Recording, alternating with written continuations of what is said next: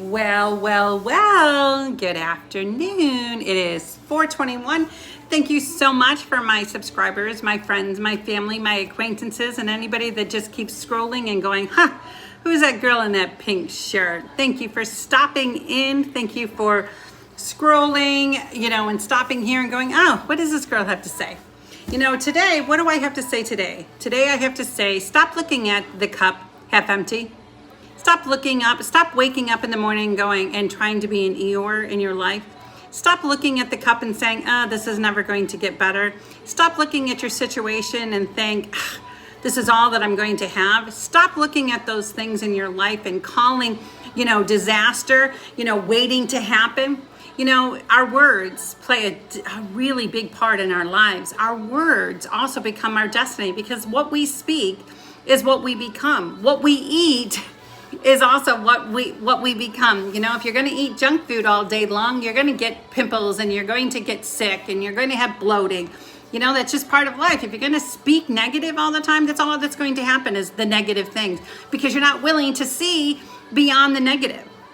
You're not willing to see that, okay, yeah, it's raining, but then you get a chance to be able to be in your house and maybe bake, or you get a chance to be in your house and get to read, read a book that you've been wanting to read. Okay, yeah, it's sun shining. You get to go and sit at the beach. Don't talk about, I'm going to get burned. The sand, this. You have opportunities to be able to speak truth, to be able to speak life, to be able to talk things into existence, to be able to stop always telling yourself that there's going to be something negative that is going to happen all the time. There isn't. I just went on this trip and I could have thought about all these ways, to be able to say, no, I can't go because of this and because of that. But you know what? I went and I braved it. Sometimes I had to sleep on the side of the road at the rest stops because, there wasn't a hotel in sight. Sometimes, I had to go down dirt roads. Sometimes I had to go to places that I didn't know where I was going. Sometimes I just had to do the things that I had to do in order to get where I'm going. We don't always have to be negative about our lives. We don't always have to look at the cup half empty. We can look at that cup half full, and it's something you have to train yourself. You got to train yourself to look at your lives and to have your life be worthwhile and fun and adventurous. You got to do that.